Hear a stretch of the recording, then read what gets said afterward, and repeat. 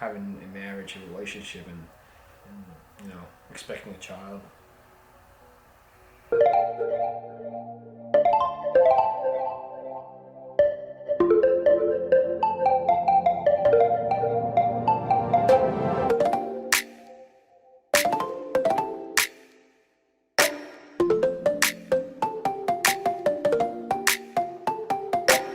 Hey guys, welcome back to my channel.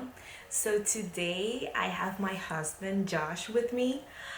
I wish that he will be here with us to talk about, I don't know, something fun, but that is not the reality. Instead, we are doing this video because we really want to help other people out there, like other people helped us throughout this journey of ours.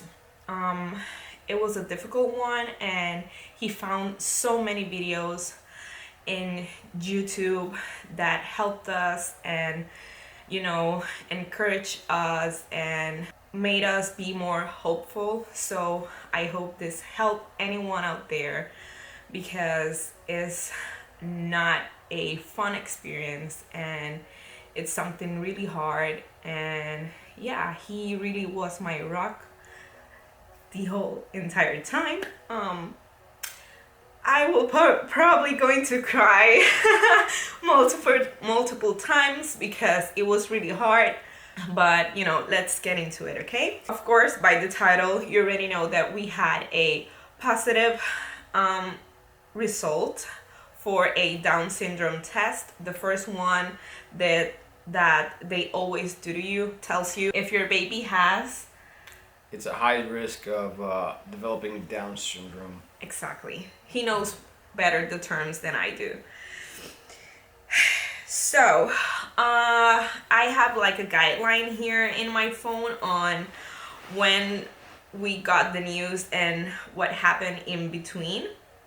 So on November 13, we got the news, or I got the news through the phone, that there was a chance that baby girl had Down syndrome. And I was like devastated. I immediately called Josh and told him, and he was in shock. He started like doing research, and he was sending me videos of YouTube of other moms that were experiencing the same thing that I was at the moment, and it was really hard.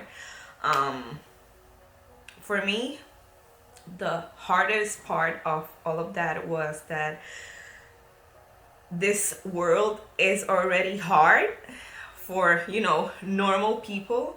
So can you imagine for a Down syndrome person? So that was the scariest part for me.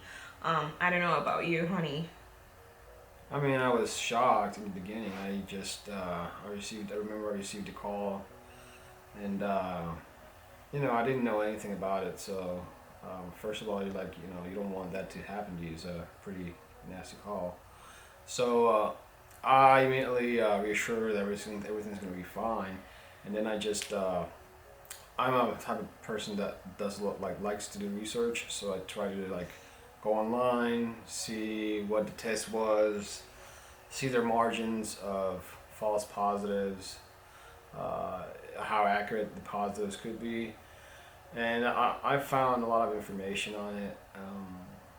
It just gives you, the actual test just gives you a 1 in a chance number, 1 in, let's say 100, so 1 in 700 number of your child having high risk or potentially developing Down syndrome. It's not it has Down syndrome. Mm-hmm. But we were not told that at the hospital when we got the test. And another thing is that this test has like a lot of false positives. Mm-hmm. And that is not okay, because you get under so much stress that is ridiculous.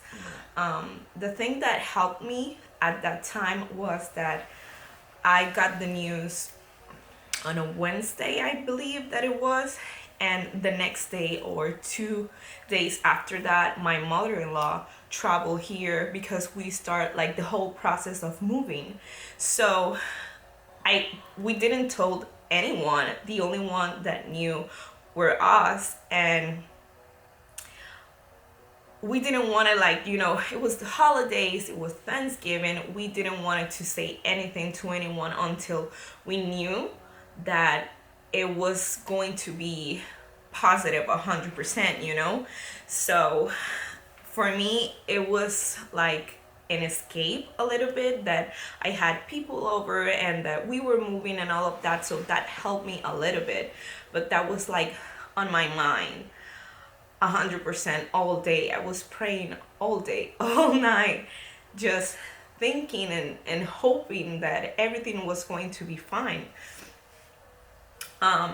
So going back, I received the call on the 13th. The next day, I went to the hospital and got a second blood test.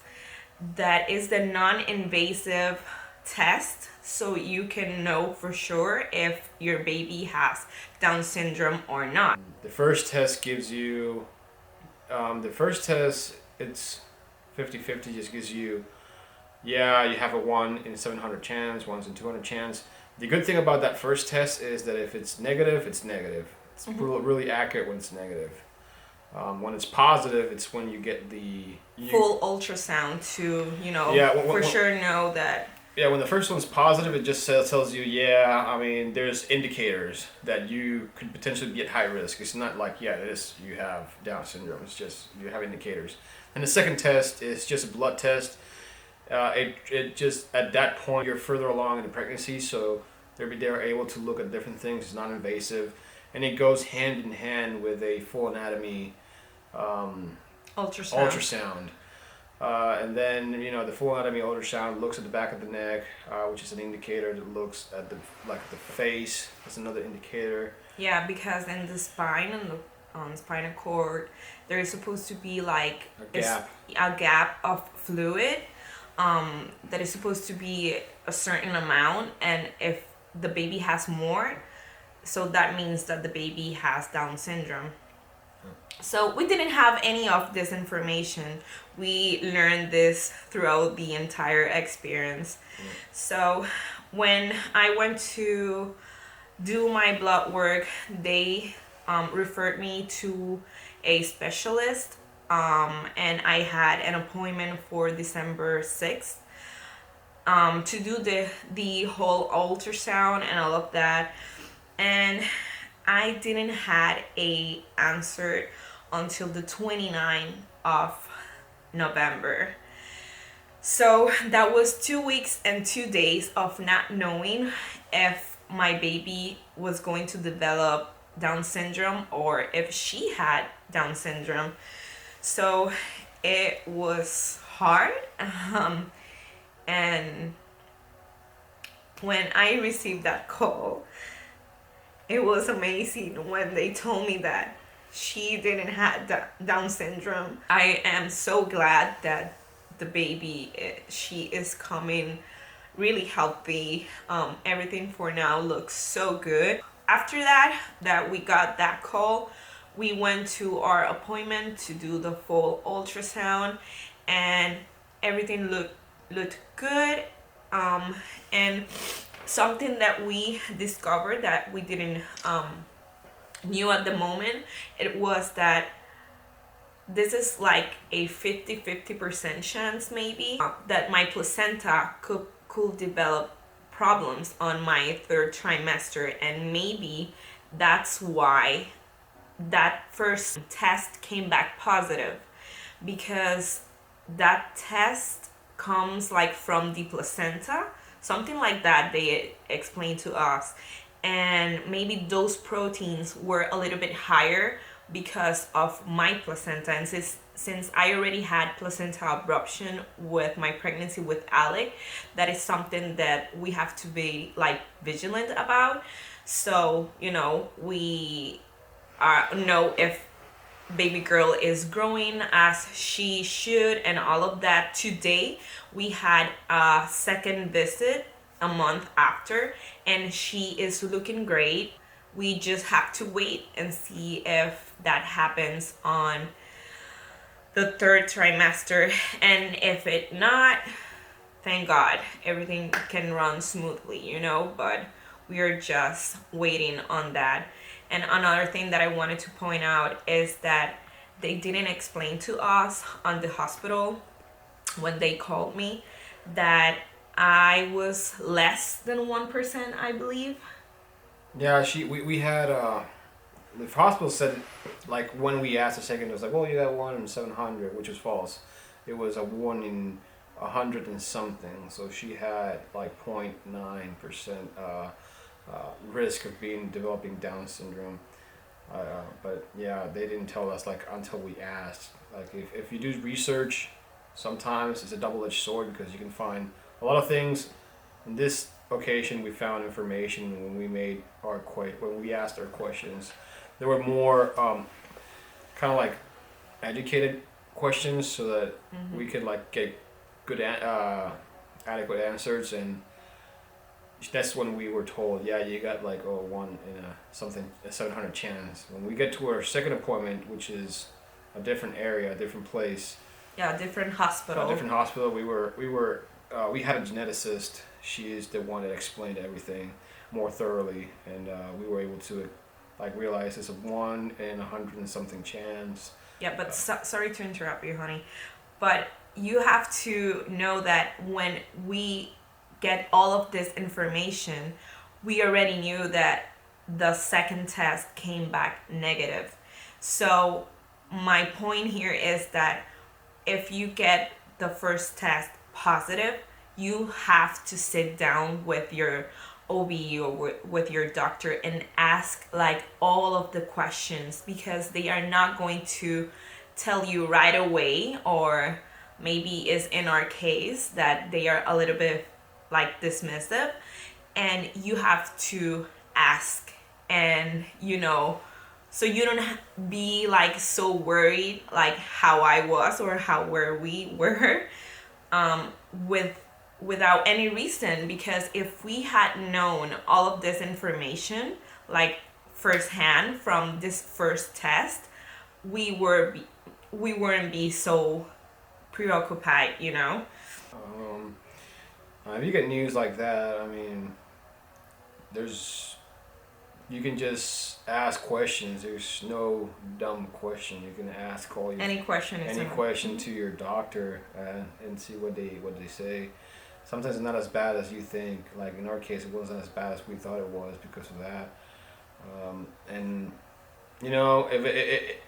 if you get, unfortunately, you get that, positive all the way through, and you get a baby with Down syndrome, I mean, it's still your child. It's still, I mean, you still love your child. I mean, it's going to be harder, obviously, but I mean, it doesn't mean like there's a lot of kids with Down syndrome that grow into adulthood and like actually can make a life for themselves. Something that I told my wife was there's American Horror Story, the series. They have a actress that has Down syndrome, and she's making a life for herself. So they can make their lives. I mean, there's a chance that you might be a stay-at-home mom, stay-at-home dad for forever. Taking care of that child. But I mean, it's still a child, and you still love him. And I mean, there's also the other side of the coin. Some people decide to terminate their pregnancy because like my wife, like Krystie said, life is hard as it is. I mean, it's gonna be a little harder. So if you decided, there's no judgment if you decide to terminate that pregnancy. I mean, it's a choice.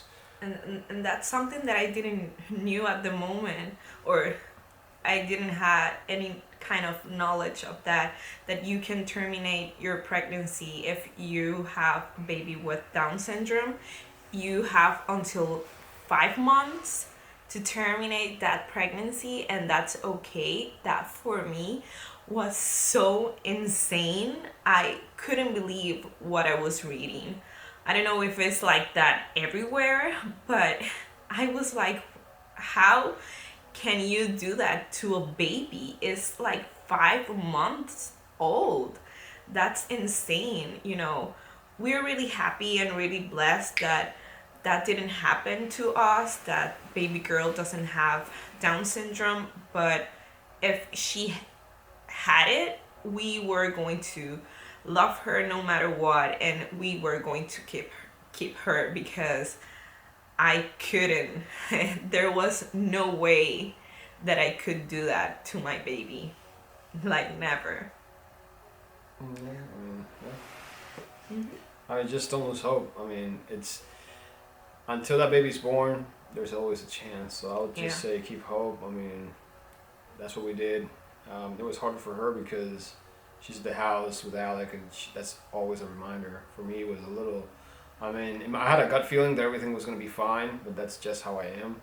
And when I work, I mean, I have the ability to, I mean, Escape. escape and like focus on what I'm doing and forget about everything else, which kind of worked out a little bit. But once I did research and found like the margins of error and all that stuff, that kind of helped me out. I'd be like, okay, now I got a good feeling. Now I can like assure my wife, and I was sending her videos.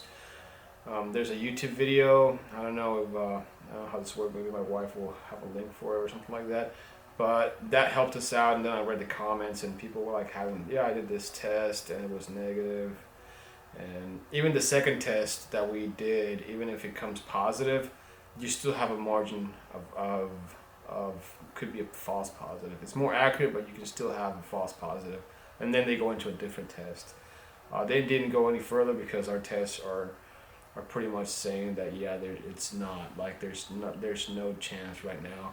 They're more comfortable telling us that there's the chance of having Down syndrome is really really minute. So that's good. I mean, but just just keep digging. Don't give up, and just ask questions to your doctor. I think that's the best thing. Just read up a little bit on it. Ask questions. That's what I do with everything. Like if I'm going to the doctor or anything like that, I read up a little bit, even though they tell you not to like Google it or like WebMD it. I mean, I like I said, two flips of the coin. Maybe it would give a lot of like wrong answers, things that are not. But then you can ask questions, and then you can like discard stuff and be like, okay, this is not what it is. This is not what it is. Oh, this is what it is. Then you already read up on that, and you can ask more questions. But if you get positive, the doctors will be like, okay, this is what we're gonna do now. You have a baby with Down syndrome. This is the options. This is what you can expect. You can terminate. You cannot terminate. I mean, I don't judge. I mean, that's the choice that you have. Like you can keep it. You can keep the baby. The baby. It's still your child, or you can terminate. I mean, It's your choice. It's your choice. I have no judgment on that. I mean, life, like I said, life is hard as it is, and it's out there. So I would say, keep your head up, and at least for husbands or significant others or partners, just reassure that person, because at least in our case, like obviously, Krystie's gonna have create that attachment faster than I, because she's growing that baby inside of her. I always have an attachment, but it's not going to be as deep as hers. So it's your job to be like reassure her, because obviously her hormones are not the same. She's going to that hormone roller coaster, and you have to like reassure her that everything's going to be fine, which I think is a big key point in having a marriage, a relationship, and expecting a child. But I mean, I don't know what else to say. That I just had that gut feeling that everything was going to be fine, regardless. I've been trying not to cry, but that's like impossible, because everything that he told you guys, it is true. I think we even grow like closer as a couple throughout the 2 weeks and 2 days that all of this happened. It was amazing how much support I got from him, and that's why I wanted to do this video with him, and I wanted him to be here, because this is something that happened to both of us, not only to me. And it was so important for me to have him the way that he was with me. And I'm really thankful and glad, that he did all of what he did. And yeah, just stay positive, and I try to stay as calm as you can. Usually the second test, it is 7 to 10 business days, but I had to wait 2 weeks and 2 days because there was like Thanksgiving and a lot like days off at the time. So unfortunately for me, I had to wait a lot, but maybe that's not your case. So just stay positive until you get that second test. And yeah, I hope this video can help anyone out there and give you a little bit of hope, and give back of a little bit of what we got from YouTube and from other people that have been through all of this. So I hope you liked this video and that it was helpful for you. And if you like this video, hit that thumbs up, subscribe to my channel. Don't forget to follow me on Instagram if you haven't already, and I will talk to you guys soon. Bye.